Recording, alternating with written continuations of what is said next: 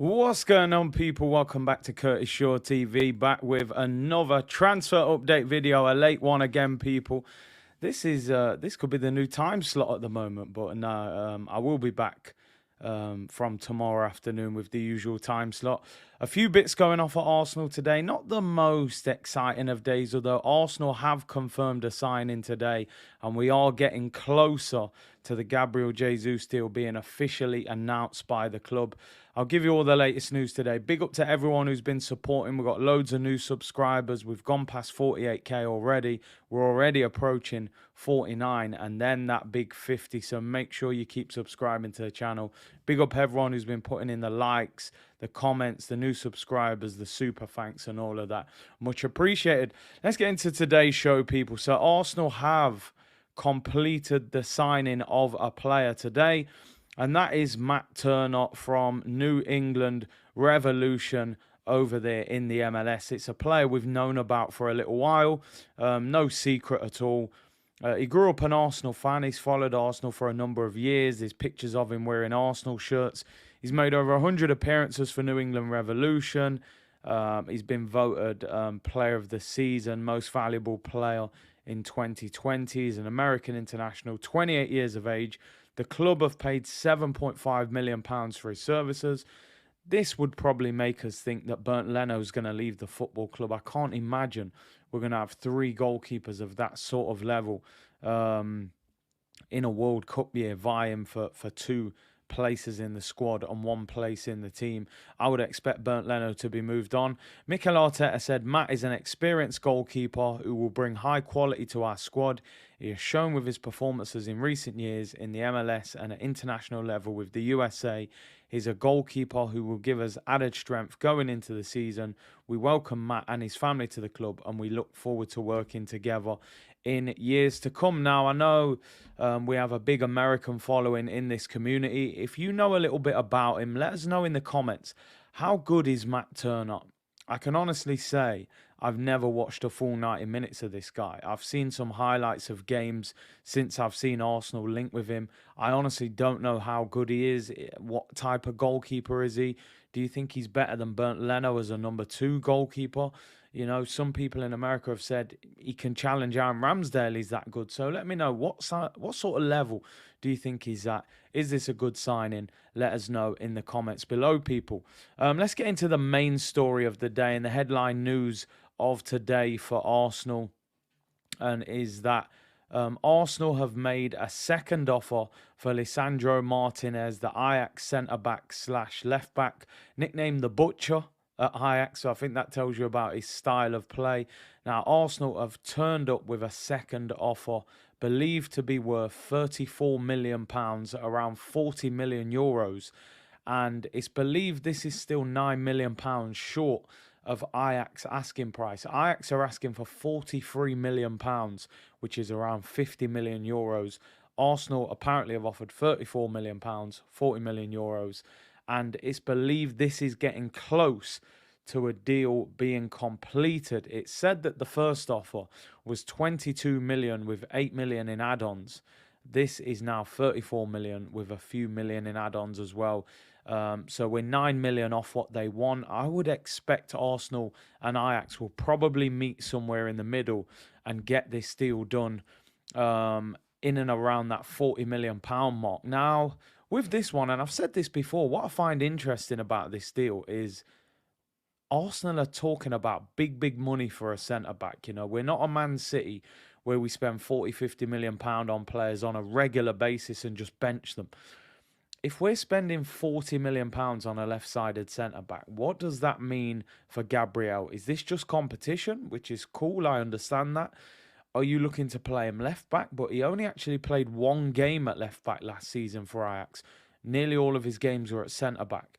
So I'm just wondering what the plan is. What does this mean for Saliba? Or is it a case of, look, we need 4 centre-backs going into 4 competitions next year with the Prem, Europa League and the 2 domestic cups. 4 centre-backs of Ben White, Saliba, Lisandro Martinez and Gabriel is real strength in depth, real good quality. 2 left-sided and 2 right-sided, and also a player that can cover at left-back. That, in my opinion, would then allow Arsenal to potentially let Nuno Tavares go on loan. So I think Arsenal are getting closer. At the moment, this deal has not been accepted or rejected by Ajax, which certainly tells you this one has made them sit down and think and maybe have a meeting or two as this offer obviously gets closer to something that Ajax would consider. £34 million offer plus add-ons for Lisandro Martinez. I've spoken to a lot of Arsenal fans in the last week who are excited about what's happening, and a lot of Arsenal fans saying they want this guy at the club. He's good on the ball, he's strong, he's left-footed, he is below 6 foot, which some people say is a little bit small for a centre-back, but you know, there are a number of centre-backs of high quality who are not quite 6 foot. But listen, what do you think about Lisandro Martinez? Reports saying that even if this offer is rejected, Ajax are certainly willing to sit down and discuss this deal with Arsenal now. It's believed he's willing to join Arsenal. We know Manchester United are lurking in the background. Erik ten Hag likes him. He worked with him at Ajax, of course. They're trying to negotiate Anthony, the right winger there at the moment. So we wonder what effect that will have. Ajax have already lost a couple of big players. They won't want to lose too many. This one looks like it's got legs. This one could happen. Let me know in the comments what you think. £34 million. Ajax want 43. How much would you be willing to pay for Lisandro Martinez? Now, let's talk Raphinha. We know this one is the next big transfer that we're trying to get done. Rumours coming out of Spain today that Arsenal are trying to get this deal tied up as quickly as possible to avoid getting into an auction type situation with other clubs. Now, Ousmane Dembele and his agent had a meeting in Barcelona today to talk about his new contract, and it's believed he left the meeting without agreeing to a new deal. He's making huge wage demands. Barcelona not prepared to pay it. They've still got problems because of financial fair play. And as yet, no deal agreed. It's said he's got 48 hours. For anybody that used to watch Eddie Murphy films, 48 hours, I remember that film. But he's got 48 hours to accept or move on. Chelsea lurking in the background, although Chelsea apparently set to make an offer for Raheem Sterling. What effect would Dembele leaving Barcelona have on Raphinha? I think we can all see that Raphinha wants Barcelona in an ideal world, but he is prepared to come to Arsenal maybe as a second choice. So if Dembele left, would that open the door for Raphinha, or can Barcelona even afford him? They're having a lot of financial difficulty at the moment, so we're going to have to wait and see on that one. But as Fabrizio confirmed yesterday, Arsenal set to have a meeting with Leeds this week to try and tie that deal up. And it wouldn't be a transfer update video without me discussing the one that only Gabriel Jesus. We know this deal is done, dusted, although it hasn't officially been announced by the football club yet. Reports coming out, it is understood Gabriel Jesus will be in London on Tuesday, tomorrow, or even today. Some of you may be viewing this video now on the Tuesday, to undergo a medical examination and sign his contract to Arsenal. Stories coming out of the newspapers today are that Jesus will be revealed either late tomorrow afternoon or on Wednesday afternoon, but it's believed he will be in London tomorrow to complete his medical, sign the contract, 5-year deal, 200,000 a week with £50,000 a week in bonuses will make him the highest paid player at Arsenal Football Club. For me, as I've said many times, I think it's a very good signing for Arsenal. If I was being totally fussy, I would still like to see another striker signed. I know a lot of you will sit there and say, Eddie got 100 grand, Jesus, highest paid, 45 million. Why would they sign another striker? For me, I would just like to see a different kind of striker.